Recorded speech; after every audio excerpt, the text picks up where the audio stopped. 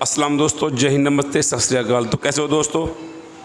तो दोस्तों आज आपको कुछ ऐसी बात बताने वाला हूँ जो आपको लगेगा, आपकी इंसानियत को झंझोड़ देगा, कि आपको लगेगा कि आप वाकई इंसान हैं। तो बहुत दिनों की बहुत पहले की बात है दोस्तों। तो एक देश था, वहाँ पे मतलब कोई लोकतंत्र नहीं था, कुछ नहीं था।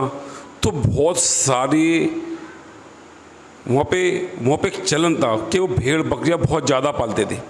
लेकिन उसे कवर करने के लिए तो उन्होंने कहा कि आप इतनी सारी भेड़ बकरियाँ पालते हो तो इन्हें संभालते कैसे, आदमी तो बहुत कम है। तो उन्होंने कहा कि हम इंसान से काम नहीं कराते, बल्कि हमने कुछ शिकारी कुत्ते भेड़िए रखे हुए हैं ताकि ये भेड़ जो है इधर उधर ना हो। तो क्या वो कहाँ संभालते हैं? क्या ये भेड़ बकरी इधर उधर नहीं चलती?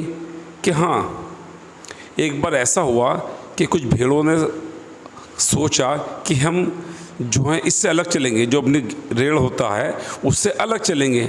लेकिन तो कुछ चलती भीड़ी है। शिकारी कुत्तों ने उनसे कहा कि नहीं, तुम मारी जाओगी, आपको भेड़िया तुमको शेर खा जाएगा, यहीं पे तुम सुरक्षित हो।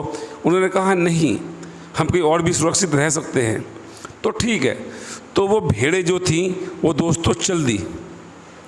तो उन शिकारी कुत्तों ने क्या काम करा, उनके मालिक ने क्या काम करा कि उनको शेर के हाथों जो है मरवा दिया, और उनकी जो है वो हड्डियाँ लाकर उन भेड़ों को दिखाई कि देखा, हमने क्या कहा था कि हमारे साथ इस रेड़ में जो है आप सुरक्षित हो, और उसके अलग जाओगे तो मारे जाओगे।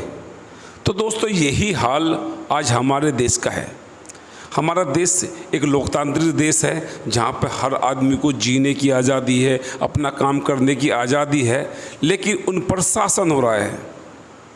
और जो लोग सच्चाई का सामना करना चाहते हैं, सच बोलना चाहते हैं, तो कुछ लोग हैं वो कहते हैं कि अगर इस तरफ जाओगे तो मारे जाओगे।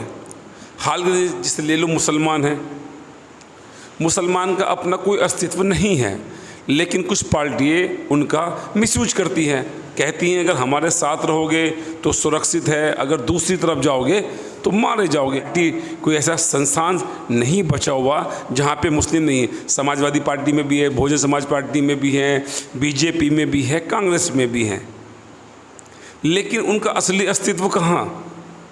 तो दोस्तों एक बात और, तो दोस्तों वो उसी तरह है जैसे वो रेड़ में शिकारी कुत्ते होते थे कि जिन्हें उनको आपको स्थिर रखना है, आपको जो है उन्हें हमारी तरफ रखना है।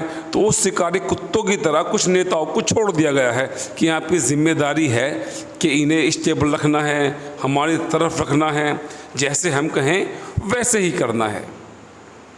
एक चीज़ बहुत ट्रेंड कर रही है कि जैसे कि अभी आपने देखा कि 5 मुजफ्फरनगर में एक महापंचायत हुई, तो राकेश टिकैत जी ने एक नारा लगाया कि अल्लाहु अकबर, और पीछे से आवाज़ आई हर हर महादेव। तो दोस्तों इस पर बवाल हो गया। तो वहाँ पे नारे बोले, सोनिहाल, सत श्री अकाल के भी नारे लगे थे। तो आखिर मुस्लिमों से इतनी दिक्कत क्यों?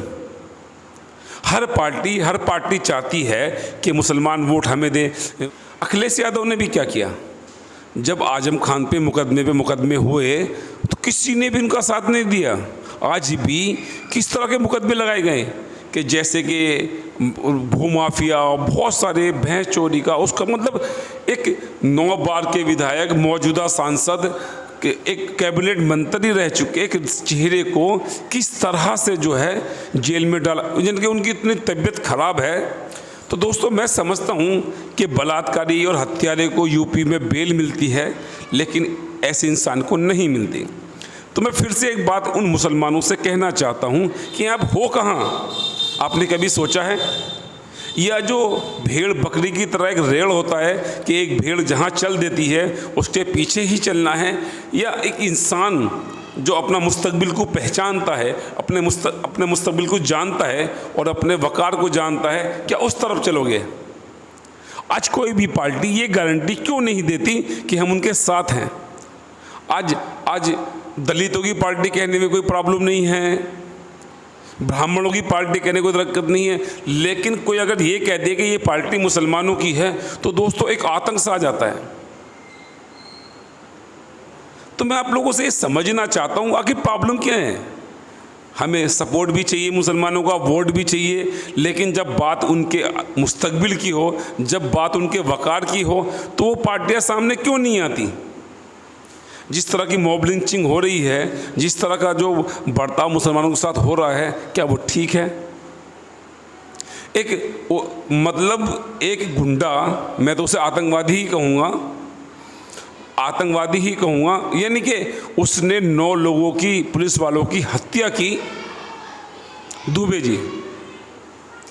तो दोस्तों उसको किसी ने आतंकवादी नहीं कहा, उसने एक ब्राह्मण आतंकवाद। अगर यही कांड किसी मुसलमान द्वारा किया गया होता तो दोस्तों आतंक समझ जाता, लेकिन क्या उसकी ठीक से जांच हुई? उस मुद्दे की नहीं हुई।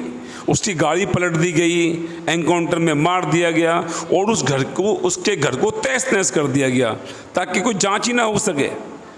आए दिन हम सुनते हैं बलात्कार, रेप के मामले, खुलेआम आतंक। फिर भी तो दोस्तों आने वाला वक्त है, आपको समझना होगा, अपने मुस्तकबिल को समझना होगा, और कौन अच्छा है कौन भला है। अल्लाह ने आपने सलाहियत दी है, सोचने की क्षमता दी है। तो मैं सिर्फ़ और सिर्फ आपसे आखिरी बात में यही कहना चाहता हूँ कि भेड़ बकरी बनने के बजाय ऊपर वाले ने आपको इंसान बनाया, तो दोस्तों आपको समझना होगा और ठीक फैसला लेना होगा। DNS 24 इंडिया से मैं आपका दोस्त नौशाद अंसारी। जय हिंद।